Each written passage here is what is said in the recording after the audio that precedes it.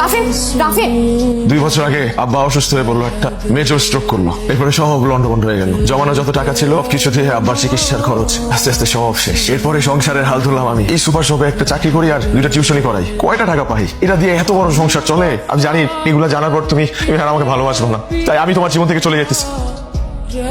রাফিন, তোমার সুখ দুঃখের পার্টনার আমি, আমার সাথে শেয়ার করবে না? তুমি খাইছো? না, খাই নাই, খাবো। কি রান্না করছো বাসায়? তো ডাল ভাত। শুধু ডাল দিয়ে খাবি না? এত তরকারি আছে, তরকারি দে। আজকে শুধু ডাল দিয়ে খাই বাবা, কিছু খেতে ইচ্ছে করছে না। আজকে তো শুক্রবার, কই যাচ্ছিস তুই? টিউশনি করতে।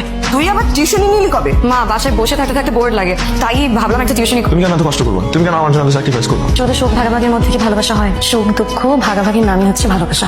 জুরির একটা বিয়ে আইছে। আমা, আমি ওই বুড়া পেটারে বিয়ে করবো। তো তোমার লেখা রাজপুত্র বই রয়েছে, যেটা আইছে হেরে বিয়ে করো। আমার একটু চুপ করো না, একটু শান্তি মতো খাইতে দাও। আমার কষ্ট দিয়ে কোনো কথা বলবো না। আর আপনার তো কাজটা আছে কেন? কাশির ওষুধ খাওয়া নাই? ওষুধ শেষ হয়ে গেছে।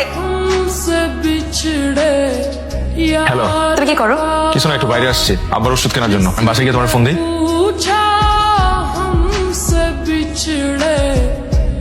আমার সব ওষুধ তো আপনারা চাপা দিয়া ভাইকে বলাইছেন। এটা আমার বাবার অসুখের ওষুধ। ঠিক আছে, দেখি ভাই, আমার বাবা অসুস্থ ভাই।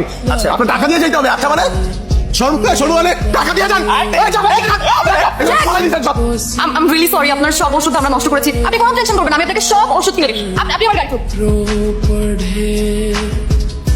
হ্যালো হ্যালো, জি ফোনটা আমার। জি আমি না মানে জানি না, আমি কই হারাই ফেলছি ফোন। ও, আমি আপনাকে ওষুধ কিনে দিলাম। ও, আপনি? ফোনটা আমার গাড়িতে রেখে গিয়েছিলেন, আমি আপনাকে অ্যাড্রেস দিয়ে দিচ্ছি। জি আপনি জি জি। কাছে